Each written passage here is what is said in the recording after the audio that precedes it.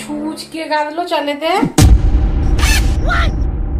Hello বন্ধুরা, এই জিনিসটা দেখার পর আপনারা হয়তো আর মুড়ি খাওয়ার আগে চেক না করে থাকবেন। চালের গামলায় যা দেখলাম তাতে আমার হাত পা ঠান্ডা। এত বড় একটা ছুঁচ। আমি প্রথমে ভাবলাম এটা নিশ্চয়ই কোনো একটা বিপদ, কিন্তু আসল কারণটা ছিল কারণটা না জানলে আপনিও ভুল ভাবতেন। সকাল থেকে খালা চাল শুকানোর জন্য রেডি করছিল। আমি তাড়াহুড়োই এই গামলাটা ধরেছি আর ভাবছি যাক অন্তত চাল মেলাটা তো হোক। কিন্তু হঠাৎ দেখি আমার সায়ুর মাটা ওই চালের দিকে হাত বাড়াচ্ছে, আর তখনই আমার চোখ গেল মাঝখানে গেঁথে থাকা এই জিনিসটা দেখে। এত বড় একটা ছুঁচ, আর যদি ওর হাতে লাগতো ভাবতেই পারছি না। আমি সঙ্গে সঙ্গে সাইনুরকে টেনে সরিয়ে দিলাম, আর মনের মধ্যে হাজারটা সন্দেহ। এটা এলো কোথা থেকে, কেনই বা এলো? আমি তখন সোজা খালাকে গিয়ে ধরলাম। খালা, মুড়ির চালে ছুঁচ কেন?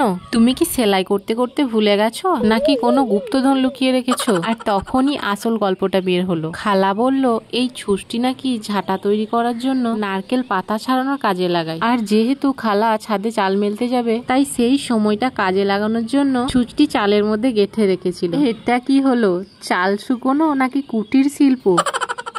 আমি পুরোটা সময় টেনশন করলাম, আর শেষমেশ এই কারণ। এই হলো আজকে আমার ভ্লগের চরম সারপ্রাইজ। কেমন লাগলো আজকের গল্পটা? আমাদের এই ধরনের আরো ভিডিও দেখতে ভালো লাগলে একটি চ্যানেলটি সাবস্ক্রাইব করুন।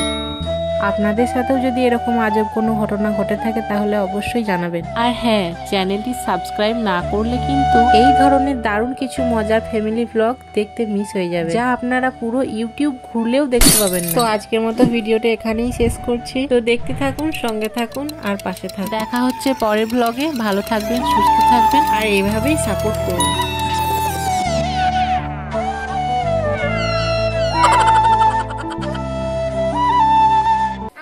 কালো ছাতা দিয়ে দিলে আর কাক আসবে না, তাহলে কাকে আমাদের চালগুলো আর খাবে না, জানো তুমি সাইনুর?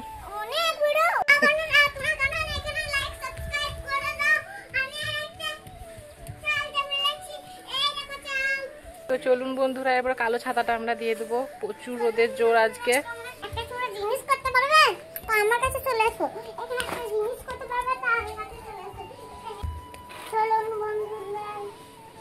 থাক ওইভাবে থাক, তাহলে কাকগুলো আসবে না। মনে করবে এখানে কেউ বসে আছে ছাতা নিচে, কাকগুলো মনে করবে। কাকড়া কিন্তু যতটা চালাক ততটাই বোকা। না না না, আমি চাল পাড়াচ্ছি।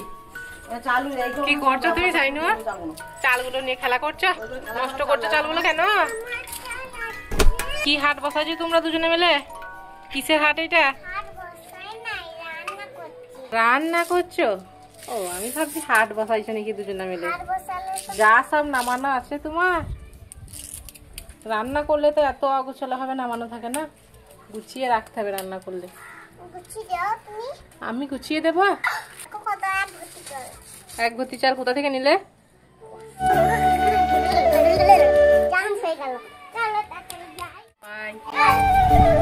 তবে চিন্তা করবেন না, আমি পৃথিবীর যে কোনো প্রান্ত থেকে আবার ফিরে আসবো আপনাদের কাছে, ইনশাল্লাহ।